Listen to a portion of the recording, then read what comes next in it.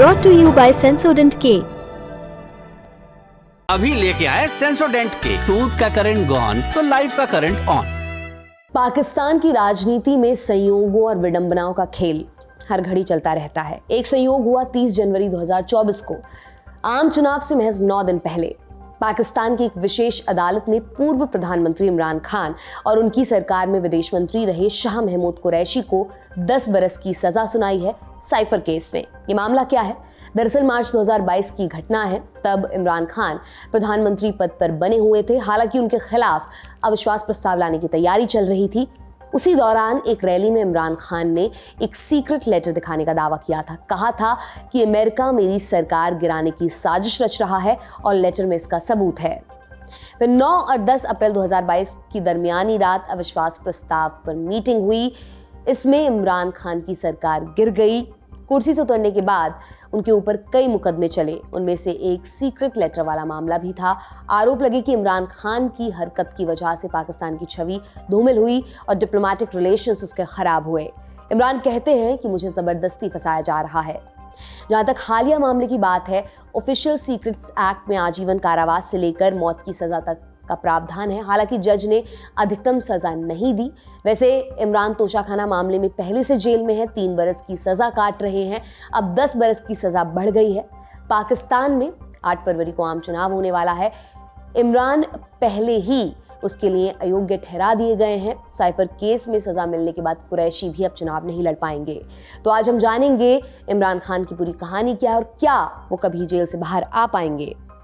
पाकिस्तान के बाद हम चलेंगे अमेरिका, जहां से एक रिपोर्ट आई है। इसमें पता चला है कि दुनिया भर में होने वाले खून खराबे से अमेरिका मुनाफा कैसे कमा रहा है।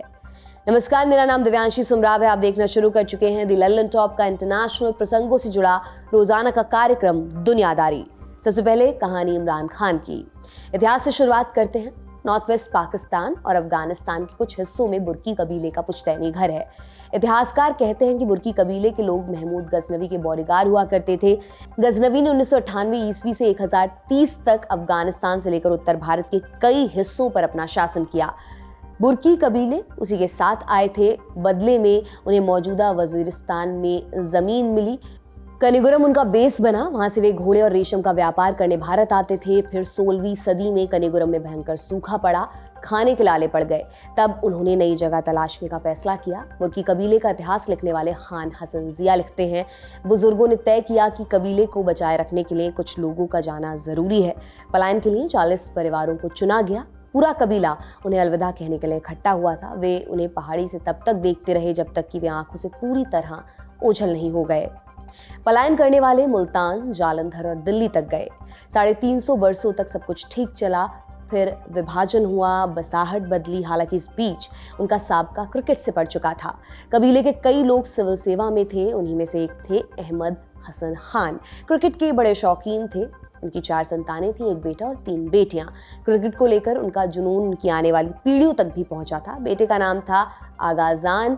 उसने भारत में और विभाजन के बाद पाकिस्तान में फर्स्ट क्लास क्रिकेट खेला। बाकी बची 3 बेटियां, उनके हिस्से आया गजब का एक संयोग। क्या? कालांतर में तीनों के बेटे पाकिस्तान की टेस्ट टीम के कप्तान बने। सबसे बड़ी थी इकबाल बानो, उनके बेटे जावेद। बुर्की ने पाकिस्तान के लिए 25 टेस्ट खेले। दूसरी थी मुबारक, उनके बेटे माजिद खान ने 63 टेस्ट और 23 वनडे खेले। पाक क्रिकेट बोर्ड के वो चेयरमैन भी रहे। सबसे छोटी थी शौकत। उन्होंने अपने बेटे का नाम रखा इमरान खान, जिनकी कप्तानी में पाकिस्तान ने पहला वनडे वर्ल्ड कप जीता। पाकिस्तान के पोस्टर बॉय बने और उसी पहचान की बदौलत वो सत्ता के गलियारे में आगे बढ़ते चले गए। इमरान खान की जिंदगी का पहला नायक उनका मौसेरा भाई माजिद खान था। दोनों एक साथ क्रिकेट की प्रैक्टिस किया करते थे। माजिद को 1964 में पाक टीम में जगह मिल गई। जून 1971 में इमरान ने इंग्लैंड के खिलाफ अपना डेब्यू किया। पहले टेस्ट में फेल होने के बाद पढ़ने के लिए ऑक्सफोर्ड चले गए। बाद में वापस लौटे और पाक क्रिकेट को नए मुकाम पर वो लेकर गए। 1987 में पाकिस्तान ने भारत की धरती पर पहली टेस्ट सीरीज जीती। कप्तानी इमरान कर रहे थे। उस समय पाकिस्तान में जनरल जिया उल हक का शासन था। जब इमरान भारत से जीत कर लौटे, जिया ने उन्हें अपनी पार्टी ज्वाइन करने का ऑफर दिया। इमरान खान ने मना कर दिया। ये सिलसिला यहीं पर नहीं रुका। 1992 में नवाज शरीफ ने भी उन्हें मंत्री बनने का ऑफर दिया था, वो नहीं माने। खैर, उससे पहले 1987 में एक बड़ी घटना हुई। वर्ल्ड कप के सेमीफाइनल में पाकिस्तान हार गया। इमरान ने रिटायर होने का ऐलान कर दिया। फिर उन्हें मनाने की कोशिशें शुरू हुई, लोगों ने प्रोटेस्ट किया, कुछ तो भूख हड़ताल पर बैठ गए थे। फिर एक बाबा की भविष्यवाणी और जनरल जिया की अपील मानकर वो वापस लौटे। 1992 में फिर से वर्ल्ड कप हुआ। पाकिस्तान सबसे प्रबल दावेदार था, लेकिन धरातल पर सब कुछ बिखरा हुआ था। टीम में फूट पड़ी थी और वे एकजुट होकर खेल नहीं पा रहे थे। ऐसे माहौल में पाकिस्तान ने अपना सफर शुरू किया था। शुरुआत बेहद खराब रही। 5 मैचों के बाद खाते में महज 3 अंक थे। अगले राउंड में पहुंचने के लिए सारे मैच जीतने थे। तब इमरान खान ने एक यादगार भाषण दिया। बोले, हमारे पास खोने के लिए कुछ नहीं है, हमें जख्मी शेरों की तरह मुकाबला करना है। उसके बाद कमाल हुआ। पाकिस्तान ने पहले राउंड में बाकी बचे सभी मैच जीते, फिर सेमीफाइनल में न्यूजीलैंड को हराया और फाइनल में इंग्लैंड को हराकर वर्ल्ड कप अपने नाम किया। वर्ल्ड कप खत्म होने के तुरंत बाद इमरान ने संन्यास नहीं लिया था। हालांकि उनका मन कहीं और लगा था। वो अपने कैंसर हॉस्पिटल पर ध्यान लगाना चाहते थे। इसके लिए खूब सारे पैसों की उन्हें जरूरत थी। शुरुआती दौर में उन्होंने चैरिटी इवेंट्स के जरिए पैसे जुटाए। इन इवेंट्स में नुसरत फतेह अली खान से लेकर अमिताभ बच्चन तक इकट्ठा होते थे। वर्ल्ड कप जीतने के बाद मिली इनामी राशि का बड़ा हिस्सा अस्पताल के लिए दिया गया था। फिर मार्च 1992 में सिंगापुर में विजेता टीम के लिए सम्मान समारोह आयोजित हुआ। इसमें मियादाद ने सबके सामने कहा, यहाँ जो कुछ मिलेगा उसे प्लेयर्स अपने पास ही रखेंगे, किसी को दान में नहीं देंगे। जब ये खबर इमरान खान को मिली, उनको झटका लगा। उन्होंने इंग्लैंड जारी पाकिस्तान टीम से अपना नाम वापस ले लिया। अप्रैल 1992 में संन्यास की घोषणा कर दी। टीम के मैनेजर इंतखाब आलम ने उन्हें मनाने की भरपूर कोशिश की, मगर इमरान नहीं लौटे। तब तक अस्पताल का काम काफी आगे बढ़ चुका था। उन्हें फंड की सख्त जरूरत इस वक्त थी। दोस्तों ने सलाह दी कि पॉलिटिक्स में चले जाओ, काम बन जाएगा। 1993 में उन्होंने मोइन कुरैशी की केयरटेकर सरकार में टूरिज्म एम्बेसडर का काम संभाल लिया। 3 महीने बाद ही कुरैशी की सरकार चली गई। इमरान ने कुर्सी छोड़ दी।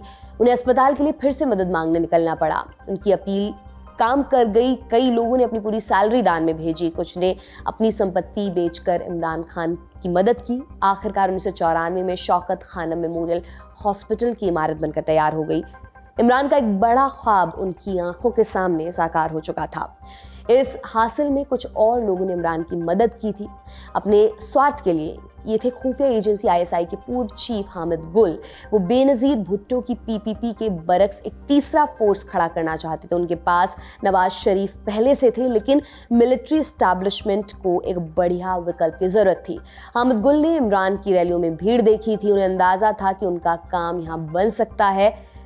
इमरान को बहुत जल्दी एहसास हो गया कि उन्हें कठपुतली की तरह इस्तेमाल किया जा रहा है। उन्होंने गुल का साथ छोड़ दिया। फिर अप्रैल 1996 में उन्होंने अपनी पार्टी पाकिस्तान तहरीक इंसाफ यानी कि PTI की स्थापना की। पार्टी ने 1997 का चुनाव लड़ा, लेकिन एक भी सीट नहीं जीत पाई। चुनाव के बाद कई नेताओं ने पार्टी छोड़ दी। आरोप लगाया इमरान किसी की नहीं सुनते, वो पार्टी के अंदर तानाशाही चला रहे हैं। अक्टूबर 1999 में मुशर्रफ ने नवाज शरीफ का तख्ता पलट कर सत्ता हत्या ली। इमरान इसका समर्थन करने वाले चुनिंदा लोगों में से थे। वो दावा करते हैं कि मुशर्रफ ने उन्हें प्रधानमंत्री की कुर्सी भी ऑफर की थी। 2007 में मुशर्रफ ने चुनाव कराने का ऐलान किया। 14 नवंबर 2007 को इमरान खान को लाहौर यूनिवर्सिटी से उठा लिया गया। उन्होंने गिरफ्तारी से पहले ही लंदन में अपने वकील को संदेशा भेज दिया था। गिरफ्तारी के बाद ब्रिटिश मीडिया में ये संदेश छपा। मुशर्रफ पर दबाव पड़ा। हफ्ते भर बाद ही इमरान को रिहा कर दिया गया। फरवरी 2008 में आम चुनाव हुए। PTI ने इसका बहिष्कार किया। उन्होंने अपना नॉमिनेशन पेपर भरी सभा में फाड़कर फेंक दिया था। 2011 के बाद पूरे देश में रैलियां करनी शुरू की। इन रैलियों में लाखों लोग इकट्ठा होते थे। यहाँ से पॉलिटिक्स में उनका कद यकायक बढ़ने लगा था। 2013 के चुनाव में PTI ने 35 सीटें जीतकर तीसरे स्थान पर अपना कब्जा किया। नवाज पूर्व आर्मी चीफ मुशर्रफ पर मुकदमा चलाना चाहते थे। भारत के साथ रिश्ते मजबूत करने की इच्छा भी वो रखते थे। अफगानिस्तान को लेकर उन्होंने न्यूट्रल रहने का इरादा किया था। ये पॉलिसी मिलिट्री एस्टैब्लिशमेंट के खिलाफ जाती थी। इसने उन्हें असहज कर दिया। वे नवाज शरीफ को ठिकाने लगाने का रास्ता तलाशने लगे। तब उन्हें इमरान खान के रूप में एक बढ़िया विकल्प दिखाई दिया। इमरान प्रो तालिबान थे। उसामा बिन लादेन को शहीद बताते थे। जब अमेरिका ने सर्जिकल स्ट्राइक में लादेन को मारा, तब उन्होंने आर्मी का बचाव किया था। ऐसे में उन्हें हाथों हाथ लिया गया। 2014 में PTI और पाकिस्तानी मूल के कैनेडियन धर्म प्रचारक ताहिर उल कादरी के समर्थकों ने इस्लामाबाद को घेर लिया। करप्शन और चुनाव में धांधली का आरोप लगाकर नवाज के इस्तीफे की मांग की गई। ये धरना चला 126 दिनों तक। दिसंबर 2014 में पेशावर में आर्मी स्कूल पर हुए हमले के बाद धरना खत्म कर दिया गया। फिर आया 2016 का साल। पनामा पेपर्स लीक में नवाज और उनके 3 बच्चों का नाम बाहर आया। जुलाई 2017 में सुप्रीम कोर्ट ने नवाज को कुर्सी छोड़ने का आदेश दे दिया। जैसे ही नवाज मंच से हटे, इमरान का रास्ता यहां पर साफ हो चुका था। उन्होंने ही नवाज सरकार के खिलाफ विरोध प्रदर्शनों की अगुवाई की थी।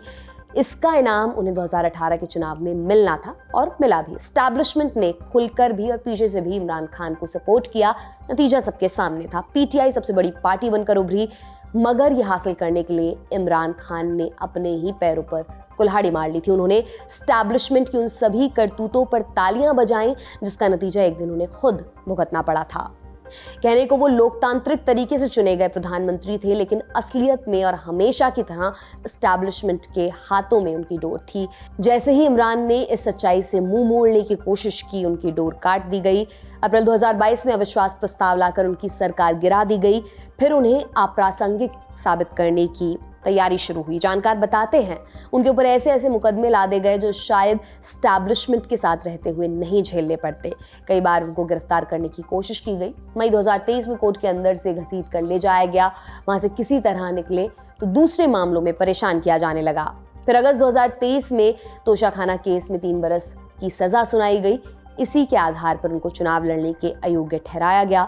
इसके खिलाफ वो इस्लामाबाद हाई कोर्ट गए। हाई कोर्ट ने उनकी सजा निलंबित कर दी थी, मगर दोबारा सुनवाई कर सजा बहाल भी कर दी। फिलहाल इमरान खान पंजाब की आडियाला जेल में बंद हैं। 30 जनवरी को जेल में ही बनी स्पेशल कोर्ट ने उन्हें 10 बरस की सजा सुनाई। इमरान खान की पार्टी पीटीआई ने इस फैसले को हाई कोर्ट में चुनौती देने का ऐलान किया है। हालांकि इमरान खान के ऊपर इतने केस चल रहे हैं कि हाल फिलहाल राहत की कोई उम्मीद नजर नहीं आती। पाकिस्तान में अभी क्या चल रहा है ये भी आपको बता देते हैं। 8 फरवरी के चुनाव की तैयारियां जोरों शोरों से चल रही हैं। मुख्य मुकाबला नवाज शरीफ की पाकिस्तान मुस्लिम लीग नवाज और बिलावल भुट्टो जरदारी की पाकिस्तान पीपल्स पार्टी के बीच है। इमरान खान की पीटीआई का चुनाव निशान पहले ही छिन चुका है। उनके कई दिग्गज नेता पाला बदल चुके हैं। जिन्होंने नहीं बदला उनमें से कई जेल में हैं। जो बाहर बच गए हैं उनकी नियति अंधेरे में है। इसलिए इस चुनाव को पहले से ही फिक्स्ड बताया जा रहा है। पाकिस्तान के चैप्टर को यहीं पर विराम दे देते हैं। अब चलते हैं अमेरिका। 29 जनवरी 2024 को अमेरिका के विदेश मंत्रालय ने पिछले बरस के हथियारों की खरीद बिक्री और रक्षा सौदों का लेखा जोखा पेश किया। इसमें अक्टूबर 2022 से सितंबर 2023 का पूरा डेटा मौजूद है। क्या कुछ सामने आया? अमेरिका ने फाइनेंशियल ईयर 2022-23 में दुनिया भर के देशों को 20 लाख करोड़ रुपए के हथियार बेचे। इसमें से लगभग 7 लाख करोड़ की सौदेबाजी सरकार ने की। बाकी का सामान कंपनियों ने सीधे बेचा। विदेशी सरकारें अमेरिकी कंपनियों से 2 तरीकों से हथियार खरीद सकती हैं। पहला, डायरेक्ट कंपनी से डील कर सकती हैं। ये तरीका कम पारदर्शी है। इसको लेकर बहुत कम जानकारी पब्लिक डोमेन में मौजूद है। दूसरा तरीका यह है कि डिप्लोमेटिक चैनल्स के जरिए रिक्वेस्ट किया जाए। आमतौर पर सरकारें अपने देश में अमेरिकी दूतावास से संपर्क करती हैं, फिर उनके थ्रू ऑर्डर प्लेस किया जाता है। यहाँ पर एक बात गौर करने वाली यह है कि दोनों ही स्थितियों में अमेरिकी सरकार की मंजूरी अनिवार्य है। 2023 में अमेरिका से सबसे बड़ा रक्षा सौदा पोलैंड ने किया। उसने 1,90,000 करोड़ रुपए देकर अपाचे हेलीकॉप्टर्स और रॉकेट सिस्टम लिए हैं। पोलैंड यूक्रेन की सीमा से सटा हुआ है। रूस यूक्रेन जंग शुरू होने के बाद उसकी सुरक्षा पर भी भारी संकट खड़ा हुआ है, इसलिए वो अपनी सैन्य क्षमता बढ़ाना चाहता है। पोलैंड महज एक उदाहरण है। जिन भी इलाकों में तनाव की स्थिति बन रही है वहाँ हथियारों की रेस शुरू हो गई है। इस वक्त दुनिया में 3 बड़े तनाव देखने को मिल रहे हैं। पहला, रूस यूक्रेन जंग जो फरवरी 2022 से ही जारी है। दूसरा, इजराइल हमास जंग, ये अक्टूबर 2023 में शुरू हुआ। जंग शुरू होने के अगले ही दिन अमेरिकी डिफेंस कंपनियों के शेयर आसमान छूने लगे थे। तीसरा, चीन ताइवान के बीच टकराव की स्थिति बन रही है। पिछले कुछ समय से इंडो पैसिफिक में चीन की आक्रामकता बढ़ी है। इसके चलते जंग की आशंका भी तेज हो गई है। अमेरिका इसका फायदा कैसे उठा रहा है?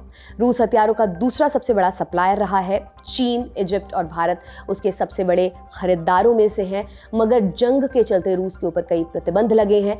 उसके लिए बुनियादी चीज़ें मंगाना महंगा और मुश्किल हो गया है। इसका सीधा असर वेपन्स इंडस्ट्री पर भी पड़ा। उनकी उत्पादन क्षमता प्रभावित हुई है और एक प्रमुख निर्यातक के रूप में रूस की भूमिका खतरे में है। अमेरिका इस गैप को पाटने की कोशिश में है। वो इस मौके का इस्तेमाल अपनी डिफेंस इंडस्ट्री को मजबूत बनाने के लिए कर रहा है। कितनी बड़ी है अमेरिका की डिफेंस इंडस्ट्री? अगस्त 2023 में ओपन डेमोक्रेसी में एक रिपोर्ट छपी थी। इसका टाइटल था military corporations need Wars for profits, the human cost is huge. यानी डिफेंस कंपनियों को फायदे के लिए इस जंग की दरकार होती है, इसकी असली कीमत लोगों को चुकानी पड़ती है। इस रिपोर्ट में 2023 में दुनिया की 100 सबसे बड़ी हथियारों की कंपनियों की जानकारी छपी थी। ये रैंकिंग अमेरिका से चलने वाले मीडिया संस्थान डिफेंस न्यूज ने निकाली थी। रैंकिंग के मुताबिक टॉप 5 में से 4 कंपनियां अमेरिका की थीं। चौथे नंबर पर चीन की एविएशन कॉर्पोरेशन का नाम था, पहले पर लॉकहीड मार्टिन, दूसरे स्थान पर थी आरटीएक्स, तीसरे पर नॉर्थरोप ग्रूमैन और 5वें पर बोइंग आई थी। ओपन डेमोक्रेसी की रिपोर्ट के मुताबिक अकेले लॉकहीड मार्टिन की कमाई ब्रिटेन के सालाना डिफेंस बजट के बराबर थी। ऐसे देशों को उंगली पर गिना जा सकता है जिनका डिफेंस बजट दिग्गज अमेरिकी रक्षा कंपनियों की सालाना कमाई से अधिक हो। अब एक्सपर्ट कॉर्नर की तरफ चलते हैं। हमने इस मामले को विस्तार से समझने के लिए अमेरिका में मौजूद वरिष्ठ पत्रकार रोहित शर्मा से बात की। हमने पूछा, अमेरिका की वेपन्स इंडस्ट्री कमाई के मामले में बरसों से पहले नंबर पर बनी हुई है। 2023 में सेल्स में 18% की बढ़ोतरी दर्ज की गई। इसकी एक वजह रूस यूक्रेन जंग बताई जा रही है। इजराइल हमास जंग के बाद हथियारों की रेस और बढ़ेगी। क्या जंग अमेरिका के लिए मुनाफे का सौदा है और क्या उसके निजी हित युद्ध की नियति को प्रभावित करते हैं? देखिए, ये बहुत ही इसका जवाब जो है वो सीधा नहीं है, थोड़ा सा कॉम्प्लेक्स है। अमेरिका में एक मिलिट्री इंडस्ट्रियल कॉम्प्लेक्स एग्जिस्ट करता रहा है, और ये हमने हमेशा से देखा है। वर्ल्ड वॉर 1 के बाद से अभी तक इस बात को माना जाता है। तो कहीं ना कहीं जब भी वेपन्स की सेल्स होती है, मिलिट्री इंटरवेंशन होते हैं आउटसाइड ऑफ द पूरी दुनिया में, आउटसाइड ऑफ द यूएस मुझे कहना चाहिए, तो एक इंक्रीज डिफेंस स्पेंडिंग होती है, कॉन्ट्रैक्ट्स मिलते हैं डिफेंस कॉन्ट्रैक्टर्स को, तो कहीं ना कहीं इकोनॉमिकली बेनिफिशियल तो होता ही है। जो बाइडेन ने खुद ने पिछले साल जब वो एड मांग रहे थे यूक्रेन के लिए, उन्होंने कहा था देखिए $100 बिलियन जो मैं मांग रहा हूँ, ये घूम फिर के हमारे पास ही आने वाले हैं। और बहुत लोग सरप्राइज थे जब उन्होंने ऑन द रिकॉर्ड ये बात कह दी थी कि भाई ये जो $100 बिलियन है, ये हमारी कंपनी को ही फायदा पहुंचाएंगे, हमारे लोगों को फायदा पहुंचाएंगे, यहाँ पे जो लेबर्स हैं, जो काम करने वाले हैं, जो डिफेंस में कॉन्ट्रैक्टर्स हैं, उनको इसका फायदा होगा। तो कहीं ना कहीं एक कॉन्फ्लिक्ट से जब अमेरिका के वेपन्स खरीदे जाते हैं, तो उनको फायदा जरूर होता है। लेकिन क्या इस वजह से ये इंटरवेंशंस होते हैं, क्या इस वजह से युद्ध होते हैं, ये थोड़ा सा मुझे लगता है इसके लिए हमें थोड़ा क्रिटिकल एनालिसिस की जरूरत है। क्योंकि मुझे नहीं लगता कि अमेरिका हर जगह इसी मोटिव के कारण इंटरवीन करता है, और इसी कारण से अमेरिका हर जगह वेपन्स बेचने जाता है। मुझे लगता है ये एक बैलेंस्ड अप्रोच रही है अमेरिका की। और अगर पीस टाइम में भी आप देखें तो अमेरिका की वेपन सेल्स जो है वो कभी कम नहीं हुई है। हाँ, जब वॉर होता है तो ऑब्वियस सी बात है बढ़ जाती है, पर कम नहीं हुई आज तक। अमेरिका की घरेलू पॉलिटिक्स में वहां की वेपन्स इंडस्ट्री की क्या भूमिका रहती है? क्या सरकार बदलने से रक्षा सौदों पर कोई असर पड़ता है? बिल्कुल, बहुत बहुत फर्क पड़ता है। अमेरिका की जो डोमेस्टिक पॉलिसीज है, उस पे देखिए, हम अगर इसे मोटा मोटी तरीके से देखें तो यहाँ पे जो कैंपेन है, जो भी लॉबिंग इन्फ्लुएंस कैंपेन्स चलती है, ये इनपे इनका जो एक लॉबिंग एफर्ट रहता है बहुत बड़े तौर पे रहता है। डायरेक्टली देखिए एक लिमिट होती है कि आप $2,500 से ज्यादा किसी भी कैंडिडेट को कंट्रीब्यूट नहीं कर सकते। लेकिन जो सुपर पैक्स है, जो मिलियंस और बिलियंस ऑफ डॉलर्स देती है, उसमें ये इनकी जो एसोसिएशंस बनी हुई हैं, वो बहुत ज्यादा पैसे इसमें डालती हैं। जो बड़ी बड़ी कंपनीज हैं वो डोनेट करती हैं पैक्स को। तो एक लॉबिंग और इन्फ्लुएंस के लिहाज से डोमेस्टिकली बहुत इंपॉर्टेंट है ये जो मिलिट्री इंडस्ट्रियल कॉम्प्लेक्स की हम बात कर रहे हैं। इकोनॉमिक इम्पैक्ट भी रहता है। अगर जॉब्स अच्छे चल रहे हैं, सब कुछ अच्छा हो रहा है, तो कहीं ना कहीं एक उसका मैं टेंजेंशियल इम्पैक्ट रहता है जो डोमेस्टिक पॉलिसीज है उस पे। और साथ ही साथ देखिए, जब भी सरकार बदली है यूएस में, हमने भी देखा है और क्या माना भी जाता है कि Republicans are more for military actions या वॉर, और डेमोक्रेट्स हैं वो थोड़े से हिचकिचाते हैं, या वो नहीं चाहते कि अमेरिका इतनी ज्यादा चीजों में इन्वॉल्व हो। फॉर एग्जाम्पल, हम हाल ही में देख लीजिए, जॉर्ज डब्ल्यू बुश जब दो वॉर पे गए और ओबामा आए, उन्होंने कहा, उन्होंने तो कैंपेन इस पे लड़ी थी कि मैं वॉर जो है इराक का खत्म कर दूंगा। वो नहीं कर पाए, दैट्स अ डिफरेंट स्टोरी। तो इसका बहुत इंपैक्ट रहता है, हमेशा से रहा है, और मुझे नहीं लगता कि इन्फ्लुएंस कभी कम होने वाला है। अमेरिका की वेपन्स इंडस्ट्री के बड़े स्टेक होल्डर्स कौन कौन हैं? कौन सी कंपनियां हैं? जी बिल्कुल, देखिए, क्योंकि हम भारत में बात कर रहे हैं, हम लोग हमेशा F-16 और F-21 की बात करेंगे, तो उसकी जो कंपनी है Lockheed Martin, it's one of the biggest defence contractor. उनके उनके जो वेपन्स हैं वो आते हैं, मुझे लगता है पूरी दुनिया में जो भी अमेरिका के एलाइज हैं उन सबके पास मौजूद है। लॉकहीड मार्टिन, बोइंग, हम बोइंग जानते हैं कि बोइंग प्लेन बनाती है, लेकिन उसके अलावा बोइंग जो है वो एक बहुत बड़ी डिफेंस कॉन्ट्रैक्टर है। मिलिट्री एयरक्राफ्ट बनाते हैं, F-18 जो है वो बोइंग ने बनाए हैं। Northrop Grumman, Raytheon Technologies, General Dynamics, BAE। तो ऐसे थे, मुझे लगता है कि ये जितनी भी बड़ी कंपनीज और रेमिंगटन वगैरह भी आ जाती हैं, तो ये बड़े बड़े नाम हैं, Lockheed, Boeing, Northrop, Raytheon, General Dynamics और BAE। किसी देश को अगर अमेरिका से हथियार खरीदना है तो उसको क्या करना होगा, क्या प्रोसेस है, एक्सपर्ट से समझते हैं। देखिए, यूजुअली ये दोनों तरीके से हो सकता है। एक होता है कि जैसे मैं भारत का एग्जांपल लूंगा, अगर भारत को कोई वेपन्स चाहिए तो हम जो मैंने आपको ये कंपनीज के नाम बताए, फॉर एग्जांपल लॉकहीड, तो लॉकहीड जाके भारत सरकार उनके पास RFI भेज सकती है, रिक्वेस्ट फॉर इन्फॉर्मेशन, कि भाई हमें इस तरह का कोई वेपन चाहिए, आपके पास है। और not only Lockheed, they probably go to बाकी की जो कंपनीज है उनके पास भी, और उसके थ्रू भी वो प्रोसेस शुरू हो सकता है। और आप अगर जैसे देखें कि जब हमारी स्टेट विजिट्स होती है या डिफेंस मिनिस्टर्स मिलते हैं, उस समय भी ये बातें हो सकती हैं। तो दोनों तरीके हैं, लेकिन दोनों के दोनों जो तरीके हैं, जो मिलिट्री सेल्स के हैं, वो एक फॉरेन मिलिट्री सेल्स प्रोग्राम से जाते हैं जो डिपार्टमेंट ऑफ डिफेंस का है। तो उसमें फिर ये होता है कि आप नेगोशिएट करते हैं, फिर उसके बाद एक्सपोर्ट का जो अप्रूवल प्रोसेस है वो भी डिपेंड करता है कि आप कौन सा वेपन ले रहे हैं। साथ ही साथ अगर आप कोई मैसिव, कोई बड़ा ऐसा सेंसिटिव टेक्नोलॉजी वाला सिस्टम US से खरीद रहे हैं, भले ही वो लॉकहीड ने बनाया हो, उसके लिए आपको कांग्रेशियल अप्रूवल की जरूरत भी पड़ती है। फॉर एग्जांपल S-400, जिसको लेके अभी तक भारत और US में चीजें नहीं हो पाई हैं, क्योंकि अमेरिका के कई ऐसा वर्ग है, कोई लोग ऐसा मानते हैं कि शायद भारत को रशिया से सारे वेपन्स खरीदने बंद करने पड़ेंगे S-400 खरीदने से पहले। तो हालांकि सरकार चाहती है, दोनों प्रेसिडेंट चाहते हैं कि भारत के पास S-400 हो, लेकिन कांग्रेस ने उसका अप्रूवल अभी तक नहीं दिया है। और साथ ही साथ आखिरी में जो होती है कंप्लायंस की चीजें होती है। तो they try to make sure कि ये जो वेपन्स हम बेच रहे हैं हमारे एलाइज को, जिस देश को, ये हमारे अगेंस्ट, हमारे विरुद्ध यूज ना हो। तो उसके लिए उसमें आजकल टेक्निकल ऑल्टरेशंस भी करते हैं। तो ये पूरा प्रोसेस होता है, बड़ा लंबा प्रोसेस होता है, क्योंकि गवर्नमेंट का प्रोसेस है। तो यूजुअली अगर आप मुझसे पूछे तो मुझे लगता है कि अगर आज आपने डिसाइड किया कि आपको एक प्लेन लेना है या कुछ लेना है, डिसाइड किया, तो कम से कम वो 2-3 साल का लंबा प्रोसेस होता है। और जहां पे भी गैस ब्यूरोक्रेसी होती है तो उसी तरह की चीजें होती है। लेकिन हर लेवल पे चेक्स और बैलेंसेस होते हैं, और ये बात हमेशा देखी जाती है कि अमेरिका के इंटरेस्ट इसमें किस तरह से सर्व होंगे। देश दुनिया की ऐसी जरूरी और रोचक खबरों पर हमारी नजर लगातार बनी रहेगी। आप बने रहिए दी ललन टॉप के साथ। आज का दुनियादारी यहीं पर समाप्त होता है। कल फिर आपसे मुलाकात होगी इसी उम्मीद के साथ। मैं विदा लेती हूँ। शुक्रिया। शुभ रात्रि।